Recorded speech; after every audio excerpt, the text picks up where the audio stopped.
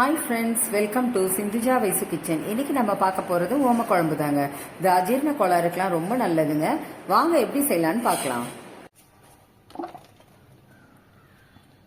4 spoon எண்ணெய் சேர்த்துக்கலாம்.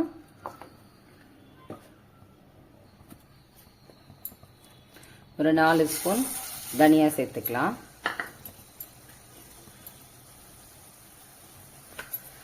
துவரம்பருப்பு ஒரு 2 ஸ்பூன் சேர்த்துக்கோங்க.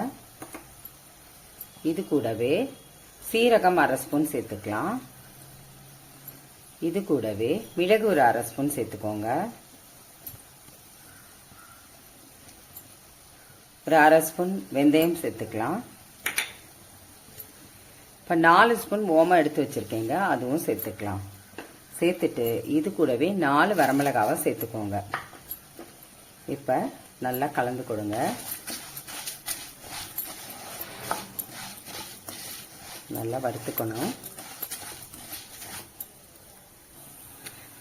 நல்லா வாசனை வர வரைக்கும் வறுத்துக்கோங்க. இப்போ நல்லா வாசனை வந்துருச்சு. இப்போ நம்ம ஸ்டவ் ஆஃப் பண்ணிவிட்டு தட்டுக்கு மாற்றிக்கலாம். இப்போ நல்லா ஆறிடுச்சுங்க. இப்போ மிக்ஸி ஜாரில் சேர்த்துக்கலாம். இப்போ நல்லா நைஸாக அரைச்சிட்டு வந்துடலாங்க.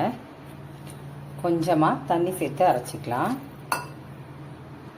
நல்லா நைஸாக அரைச்சாச்சுங்க. இப்போ தாளிச்சிக்கலாம். ஒரு கரண்டி நல்லெண்ணெய் சேர்த்துக்கோங்க. 1/2 ஸ்பூன் கடுகு சேர்த்துக்கலாம். கடுகு பொரியட்டும். கடுகு பொரிஞ்சிருச்சுங்க. இப்போ ஒரு 20 சின்ன வெங்காயத்தை கட் பண்ணி வச்சுருக்கேங்க, அதை அப்படியே சேர்த்துக்கோங்க. சேர்த்துட்டு நல்லா வதக்கிக்கோங்க.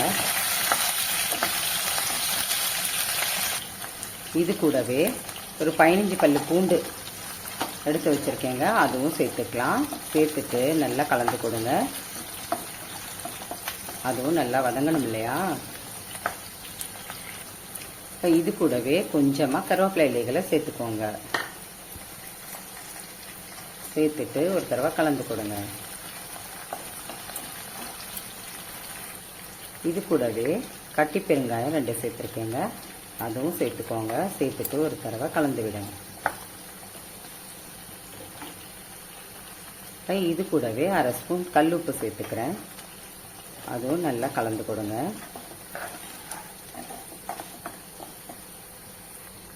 புளி கரைசல் ஒரு எலுமிச்சம்பழம் சைஸில் ஊற போட்டு வச்சுருந்தாங்க, அதை இதில் சேர்த்துக்கலாம். புளி கரைசல் சேர்த்தாச்சு. ஒரு தடவை கலந்து விட்டுருங்க.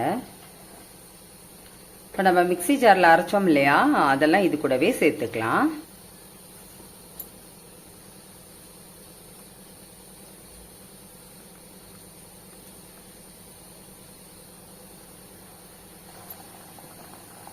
அதையும் நல்லா கலந்து கொடுங்க.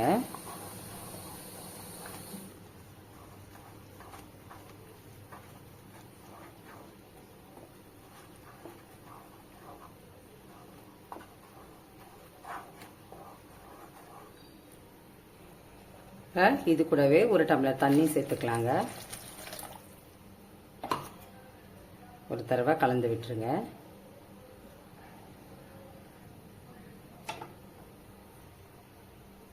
நல்லா ஒரு தடவை கலந்து விட்டுட்டு இப்போ மூடி போட்டு வச்சிடலாங்க. நல்லா கொதி வரணும்.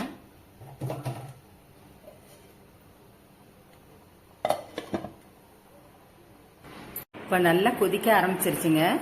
இப்போ இன்னொரு 10 நிமிஷம் மூடி போட்டு வச்சிடலாம்.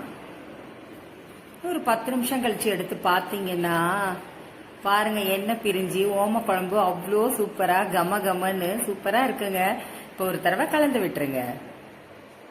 கலந்து கொடுத்த பிறகு ஸ்டவ் ஆஃப் பண்ணிட்டு ஒரு பவுலுக்கு மாத்திக்கலாங்க.